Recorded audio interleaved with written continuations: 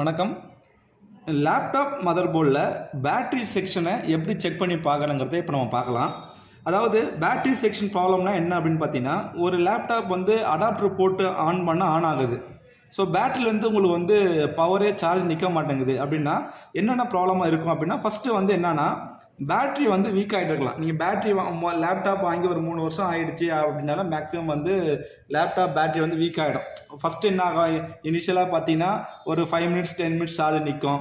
அதுவும் சுத்தமாக சார்ஜே நிற்காமல் இருக்கும். அந்த மாதிரி இருந்ததுன்னா நீங்கள் லேப்டாப் பேட்டரி தான் ஃபஸ்ட்டு நீங்கள் மாற்றி பார்க்கணும்.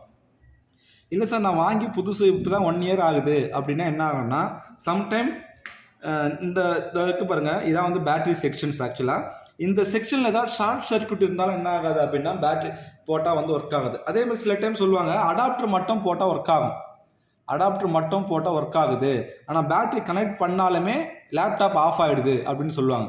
அந்த மாதிரி இருந்ததுன்னா கண்டிப்பாக என்ன ஆகுனா பேட்டரி செக்ஷனில் தான் உங்களுக்கு ஃபால்ட் இருக்குது அப்படின்னு அர்த்தம். ஸோ இந்த பேட்டரி செக்ஷன் நம்ம இப்போ எப்படி செக் பண்ணுங்கிறது தான் நம்ம பார்க்க போகிறோம். நம்ம இந்த பேட்டரி பின்னு பாருங்கள், இங்கே நிறைய இருக்குது இல்லையா, 1 2 3 4 5 6 7 பின்ஸ் இருக்குது பாருங்கள். இந்த 7 பின்ஸில் ஃபஸ்ட்டு எது பாசிட்டிவ் எது நெகட்டிவ் எதுன்னு சொல்லிட்டு நீங்கள் கண்டுபிடிக்கணும். அதாவது ஒரு பின்னை நெகட்டிவ் பாயிண்டில் ஏதாவது நெகட்டிவ் பாயிண்டில் டச் பண்ணிங்க, நெகட்டிவ் பாயிண்ட் இருந்து ஸ்க்ரூ போகிற ஏதாவது ஒரு இடம் டச் பாயிண்ட்டு உங்களுக்கு ஒரு பின்னாக ஃபஸ்ட்டு பின் பெரும்பாலும் லாஸ்ட்டு பின்னில் வச்சு பாருங்கள். இதில் வச்சு பார்க்கும்போது சவுண்டு வர பாயிண்ட் வந்து உங்களுக்கு என்னதுன்னா நெகட்டிவ், வராத பின் என்னதுன்னா உங்களுக்கு வந்து பாசிட்டிவ். ஸோ இதை வச்சு நீங்கள் ப்ளஸ் மைனஸ் நீங்கள் வந்து ஈஸியாக வந்து கண்டுபிடிச்சிடலாம்.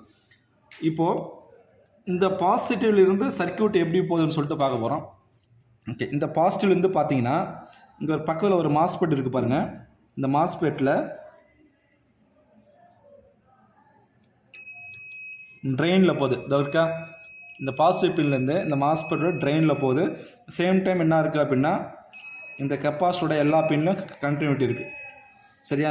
சப்போஸ் அந்த மாதிரி பேட்டரி போட்டால் ஷார்ட் ஆகுது அப்படின்னா ஒன்று இந்த கெப்பாசிட்டி ஏதாவது ஓப்பன் ஆகிட்டு இருக்கலாம், ஓப்பன் ஒரு ஷார்ட் சர்க்யூட் ப்ராப்ளம் இருக்கலாம், இல்லை அந்த மாஸ்பெட் வந்து உங்களுக்கு ஓப்பன் ஆகிட்டு இருக்கலாம். இந்த மாதிரி கம்ப்ளைண்ட் இருந்தாலும் என்ன ஆகும், பேட்டரி போட்டால் ஷார்ட் ஆகும். ஓகே, ஸோ இங்கேருந்து என்ன ஆகுதுன்னா இந்த ட்ரெயினுக்கு இன்புட்டாக கொடுத்து உங்களுக்கு சோர்ஸில் அவுட்புட்டாக கிடைக்கும். இந்த சோர்ஸில் அவுட்புட்டாக கிடச்சிதுன்னா பக்கத்தில் ஒரு ஃபியூஸ் கொடுத்துருக்காங்க பாருங்கள், ஃபியூசபிள் ரெசிஸ்ட். இது இந்த ஃபியூஸுக்கு இன்புட்டாக போகுது. இது அகைன் இங்கே 2 மாஸ்பெட் இருக்குது பாருங்கள். இது வந்து அப்பர் மாஸ்பெட், லோயர் மாஸ்பெட். இந்த மாஸ்பெட்டுக்கு நீங்கள் செக் பண்ணிங்கன்னா இதுக்கு லிங்க் இருக்குது உங்களுக்கு. ஓகே, இங்கேருந்து பக்கத்தில் ஒரு ஐசி இருக்குது பாருங்கள். இதான் வந்து என்னதுன்னா பேட்டரி சார்ஜிங் டிஸ்சார்ஜ் கண்ட்ரோல் பண்ணக்கூடிய ஐசி, அதாவது இந்த பேட்டரி செக்ஷனை கண்ட்ரோல் பண்ணக்கூடிய ஐசி. அப்போது இங்கேருந்து டைரெக்டாக இந்த ஐசிக்கு லிங்க் போதான்னு செக் பண்ணி பார்க்கலாம். இந்த மாஸ்பெட்லேருந்து